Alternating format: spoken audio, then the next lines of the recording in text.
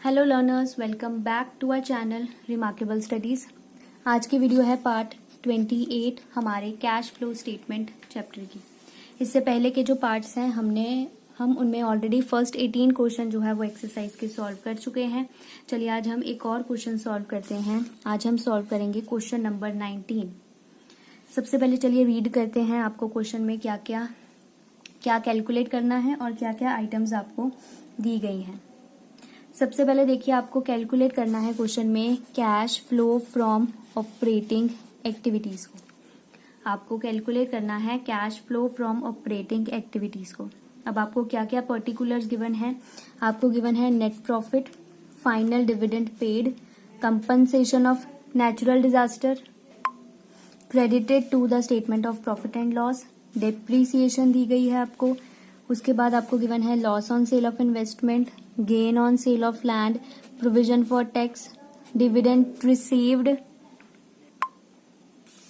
decrease in current assets, increase in current liabilities, decrease in current liabilities, increase in current assets, income tax refund and income tax paid। ये सारी items जो हैं वो आपको आपके question में। चलिए अब हम अपना क्वेश्चन सॉल्व करना जो है वो स्टार्ट करते हैं। सबसे पहले हम क्वेश्चन में कैलकुलेट करते हैं net profit before tax and extra ordinary items को, और इसे हम हमेशा कैलकुलेट करते हैं अपने वर्किंग नोट्स में। तो आपको यहाँ पर मेंशन करना है हमने किस वर्किंग नोट में जो है वो इसे प्रिपेयर किया है।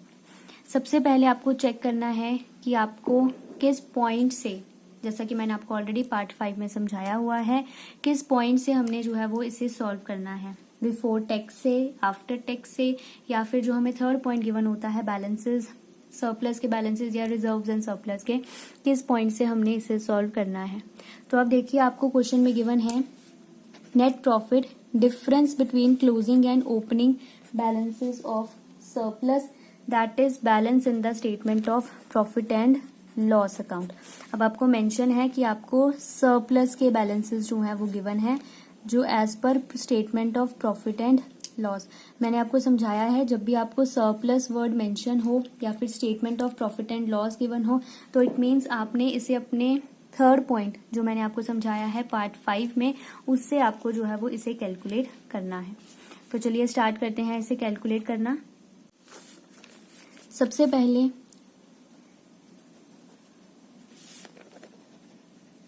आप यहाँ पर लिखते हैं net profit as per profit and loss. अब ध्यान दीजिए, आपको यहाँ पर लिखा गया है net profit difference between closing and opening balances of. हम यहाँ नोट करते हैं क्लोजिंग बैलेंस, फिर उसमें से माइनस करते हैं ओपनिंग बैलेंस, फिर हम अपनी जो अमाउंट यहाँ कॉलम में लिखते हैं। अब आपको ऑलरेडी डिफरेंस ही जो है वो कैलकुलेट करके गिवन है। Difference between closing and opening balances जो है वो 8 लाख है।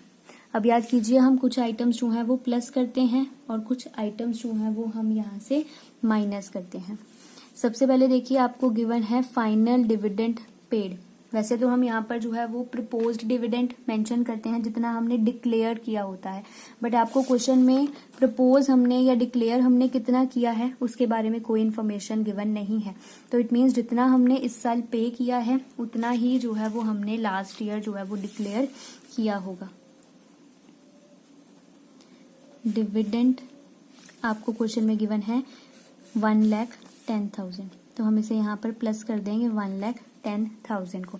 अगर आपको अभी तक डिक्लेयर करना है, पे करना है, इसके बारे में क्लियर नहीं है तो आप पार्ट 5 या 6 जो है वो चेक कर सकते हैं। जो एक्सरसाइज के क्वेश्चन है क्वेश्चन नंबर 5 और 6 वो आप जो है वो चेक कर सकते हैं। वीडियोस का लिंक आपको मिल जाएगा डिस्क्रिप्शन बॉक्स में, आप वहां से चेक कर लीजिए। हमने प्लस कर दिया यहाँ पर डिविडेंड। उसके बाद है compensation of natural disaster credited to the statement of profit and loss. Natural disaster की वजह से जो है वो हमें कोई लॉस हुआ और उस लॉस के लिए जो है वो हमने कंपनसेशन रिसीव करा है। क्रेडिट मीन्स हमारी इनकम है, हमने रिसीव किया है 75,000। ये जो कंपनसेशन ऑफ नेचुरल डिजास्टर है ये हमारी एक तरह की एक्स्ट्रा ऑर्डिनरी इनकम है और हम अपनी एक्स्ट्रा ऑर्डिनरी इनकम्स को माइनस करते हैं। Compensation of natural disaster. अगर आपको अभी तक एक्स्ट्राऑर्डिनरी आइटम्स क्लियर नहीं है तो आप पार्ट 4 जो है वो चेक कर सकते हैं, उसका भी लिंक आपको मिल जाएगा डिस्क्रिप्शन बॉक्स में। Compensation of natural disaster 75,000, minus के लिए हमने नेगेटिव का साइन यहाँ पर यूज किया है। उसके बाद और हम यहाँ पर जो है वो ऐड करते हैं पॉइंट, इंक्लूड करते हैं provision for tax. Provision for tax आपको गिवन है 1,10,000। अब आपको पता है हम जब भी हमारा ये वर्किंग नोट सॉल्व करते हैं तो हम यहाँ पर मेड वाली अमाउंट जो है वो इंक्लूड करते हैं। अब हमने चेक करना है कि ये हमें पेड दिया गया है या मेड दिया गया है।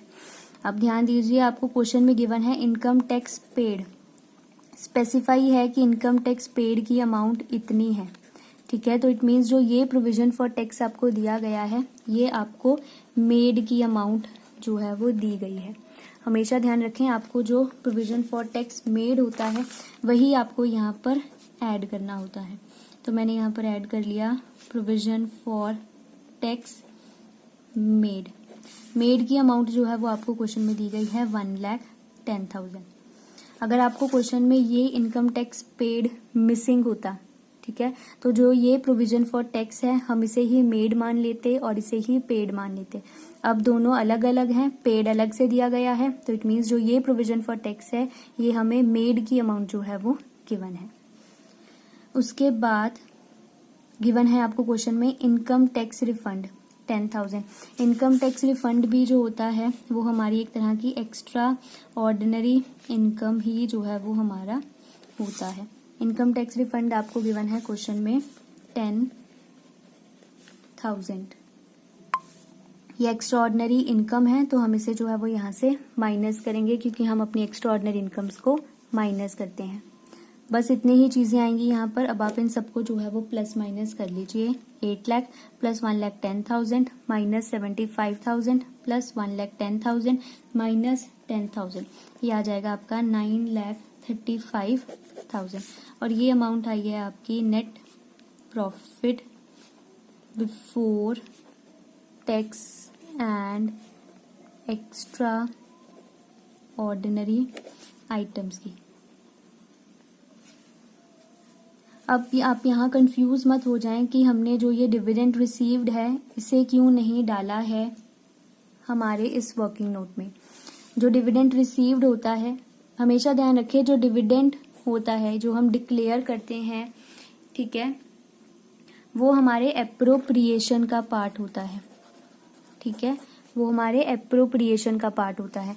और सभी एप्रोप्रिएशन की आइटम्स को हम यहाँ पर एडजस्ट करते हैं जब हम अपना वर्किंग नोट सॉल्व करते हैं, जब हम थर्ड पॉइंट से अपना क्वेश्चन सॉल्व कर रहे हैं, ठीक है। और जो ये हमें डिविडेंड रिसीव दिया हुआ है ये हमारी एक तरह की इनडायरेक्ट इनकम होती है, ठीक है, इनडायरेक्ट इनकम है जिसे हम अपने प्रॉफिट एंड लॉस अकाउंट की क्रेडिट साइड पर जो है वो शो करते हैं।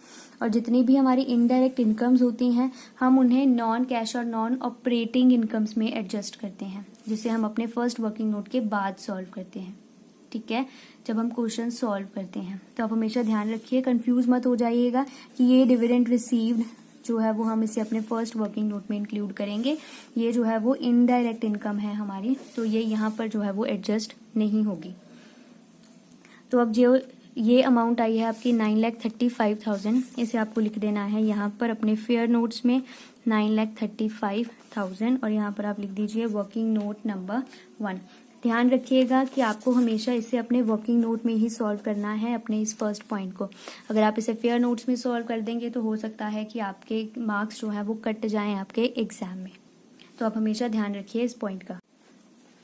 अब उसके बाद जो है वो हम ऐड करते हैं non cash and non operating expenses को। अब आपको देखना है कि आपको क्वेश्चन में कौन कौन से non cash and non operating expenses given है। आप देख सकते हैं आपको क्वेश्चन में जो है वो गिवन है डेप्रीसिएशन और उसकी अमाउंट गिवन है 1,50,000। डेप्रीसिएशन जो होती है वो हमारा एक तरह का नॉन कैश एक्सपेंस होता है जिसे हम ऐड करते हैं। अमाउंट हम लिख देंगे यहाँ पर 1,50,000। उसके बाद आपको देखिए क्वेश्चन में गिवन है loss on sale of investment. Loss on sale of investment जो है वो हमारा एक तरह का नॉन ऑपरेटिंग एक्सपेंस होता है। Loss on sale of investment आपको इसे भी यहाँ पर जो है वो ऐड करना है। अब मैं आइटम्स को प्लस माइनस कैसे कर रही हूँ ये मैंने पार्ट 6 में समझाया है, आप वहाँ से चेक कर सकते हैं अगर आपको अभी तक पॉइंट जो है ये क्लियर नहीं है।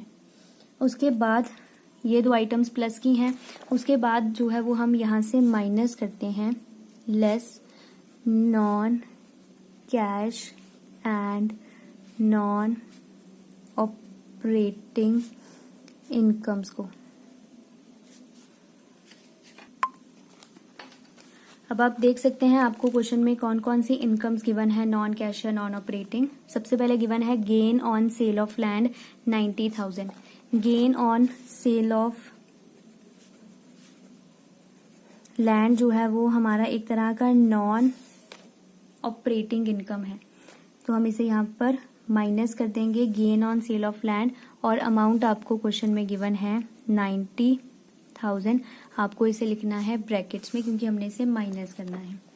उसके बाद गिवन था प्रोविजन फॉर टैक्स, ये हम एडजस्ट कर चुके हैं। डिविडेंड रिसीव्ड, मैंने आपको अभी बताया डिविडेंड रिसीव्ड जो है वो हमारी एक तरह की नॉन ऑपरेटिंग इनकम होती है जिसे हम यहाँ पर ऐड करते हैं।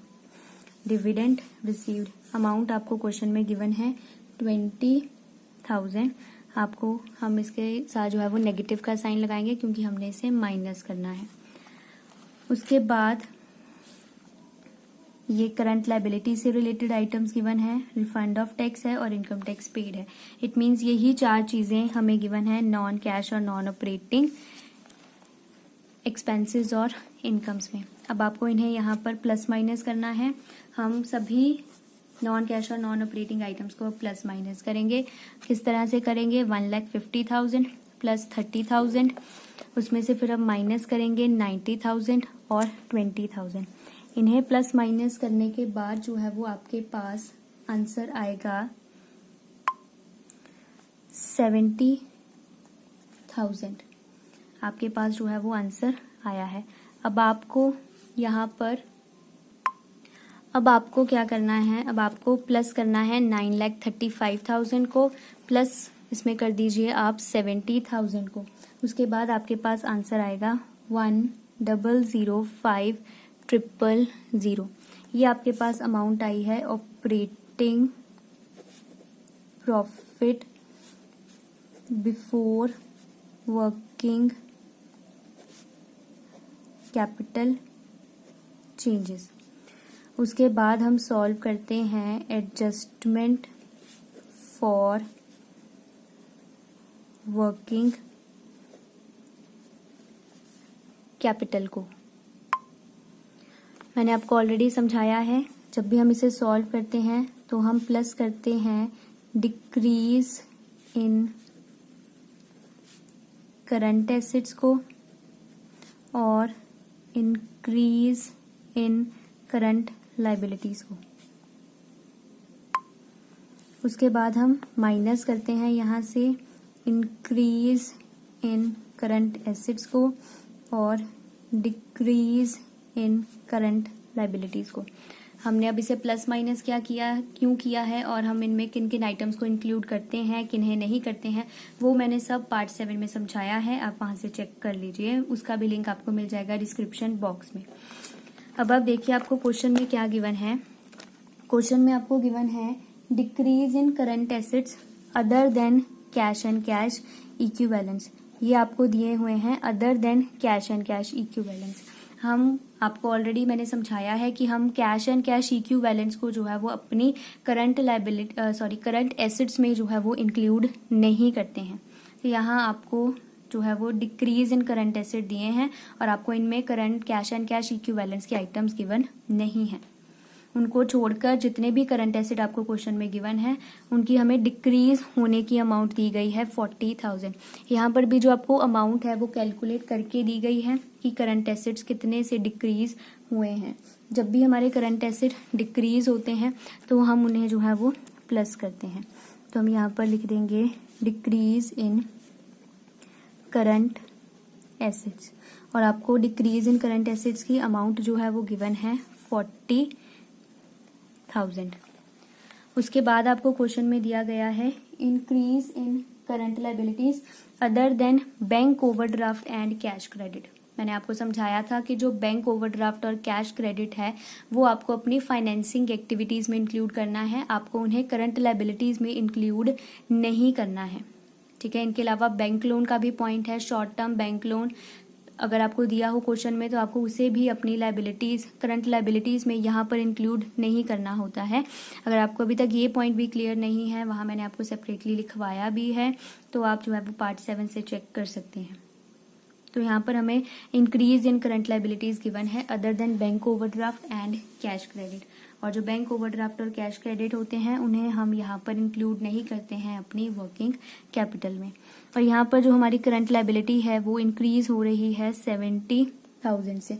और जब भी हमारी करंट लायबिलिटी इंक्रीज होती है तो हम उसे प्लस करते हैं increase in current liabilities. Amount आपको यहाँ पर क्वेश्चन में गिवन है 70,000 की। उसके बाद आपको क्वेश्चन में पॉइंट गिवन है decrease in current liabilities 10,000। Decrease in current liability को हम माइनस करते हैं, decrease in current liabilities. Decrease in current liabilities की जो आपको अमाउंट है वो गिवन है 10,000। उसके बाद आपको क्वेश्चन में गिवन है इंक्रीज इन करंट एसेट।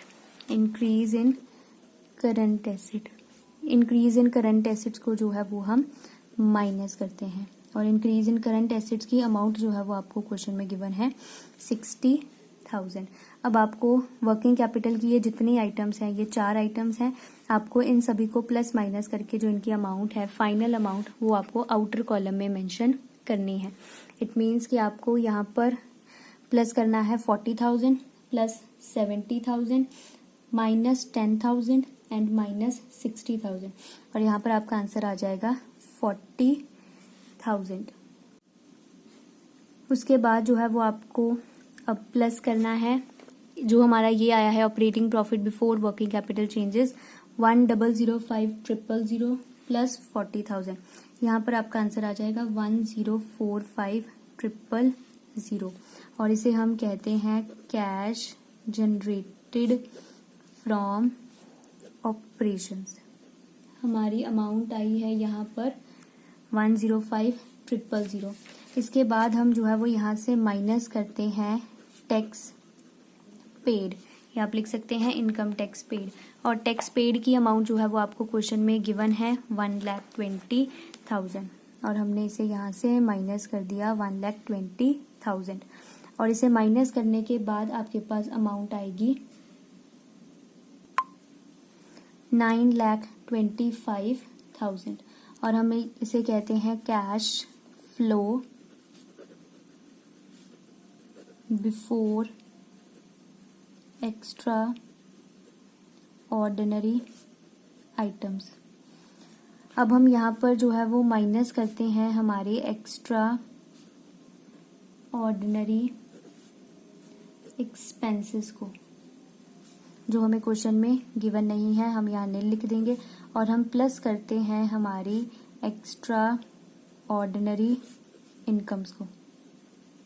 अब आप देखिए आपको क्वेश्चन में 2 एक्स्ट्रा ऑर्डिनरी इनकम्स गिवन है। एक गिवन है इनकम टैक्स रिफंड और एक गिवन है compensation for the natural disaster.